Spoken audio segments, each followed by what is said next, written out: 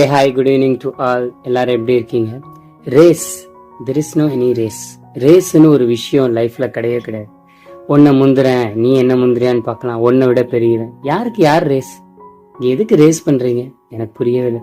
Actually ரேஸ்ன்னு பார்த்தீங்கன்னா உங்க லைஃப்ல நீங்க டிசிப்ளினா இருக்க, நீங்க உங்களுக்கு உங்க செல்ஃபுக்கு மட்டும்தான் இந்த ரேஸு போட்டிகள். மற்றபடி எந்த மனுஷனோடையும் உங்களுக்கு எதுக்கு போட்டி? ஆக்சுவலி ஒருத்தனை நீங்க வின் பண்ணிட்டீங்கன்னு நினைச்சா நீங்க வின்னர்னு நினைக்கிறீங்களா? கண்டிப்பா இது.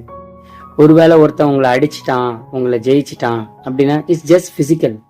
பிகாஸ் அவனையும் ஒரு ஆள் அடிப்பாங்க. அப்ப அவன் வலிமை குறைஞ்சவனா? இங்க வலிமைன்றது மனசுல இருக்கு. கோவப்பட வேண்டிய இடத்துல கோவப்படாம அமைதியா வரல, நீ தான் பெரிய ஹீரோ.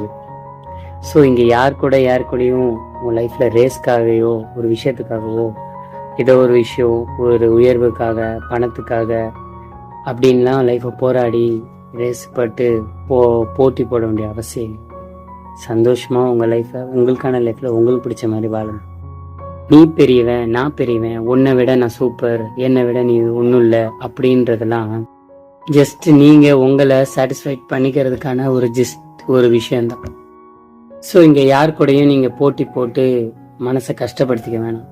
நம்மளோட அவங்க நல்லா இருக்காங்கன்னு ஒரு நிமிஷம் நினைக்கிறதோட நம்மளோட யார் கஷ்டப்படுறாங்கன்னு நினைச்சு பாருங்க. கடவுளுக்கு கண்டிப்பா தேங்க்ஸ் சொல்லுங்க. யாரை நினைச்சு பொறாமப்பட வேணாம், ஏங்கவும் வேணாம். உங்களுக்கான லைஃப்ல வாழுங்க. உங்களுக்கான சந்தோஷம் எப்பயுமே உங்களை சுத்தி இருக்கு. தேங்க்யூ.